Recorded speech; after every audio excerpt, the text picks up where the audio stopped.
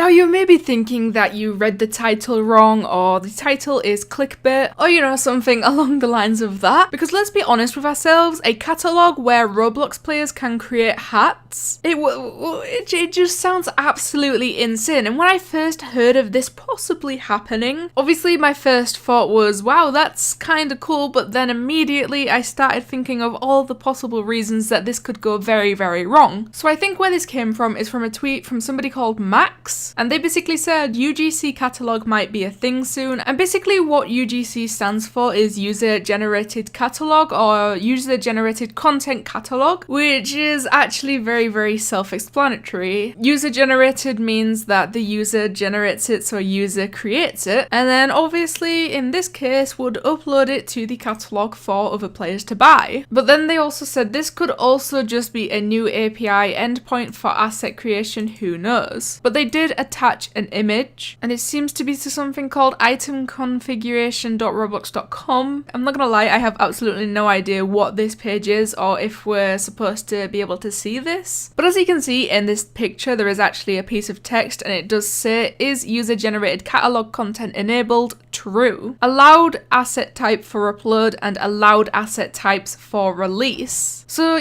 from the way that this looks right now, it looks like it's definitely going in a way where we will eventually get a catalogue in which players can upload and release their own hats. And it won't just be hats, it will be all different kinds of accessories and maybe even faces. They also say, I wouldn't get too hyped up over this as there is very limited information. We technically already have a UGC catalogue for items like shirts and pants, so maybe this API is intended for those things, which could be very, very possible, because uploading and selling t-shirts, shirts and pants has been a thing for as long as I can actually remember. So it's very possible that could be what this means, but at the same time that does not stop us from theorizing, because whether it does become true or not, it's very, very fun to actually think of what it would be like if it maybe did happen. But then also in the top left corner it says configure items, bundles and avatar assets. By avatar assets, that could literally mean anything from t-shirts to actual hats, and obviously we all know what bundles means. So I mean, it's all very confusing at the moment, and that's just down to the limited amount of information that we actually have on this. Then we have Roblox leaks in the replies to this tweet, and they said, decided to look into this and just found a new subcategory listed for the catalogue called community creations. So if we were doubting it before, I suppose this little bit of information right here could give us a little bit more hope. And within this little bit of information that we do have, I think the keyword here would be new, because if it was just a subcategory called community creations, that could definitely mean just t-shirts, shirts and pants. But creating a new subcategory for something that we already have would be a little bit weird, so this is definitely something that could give us a little bit more hope. And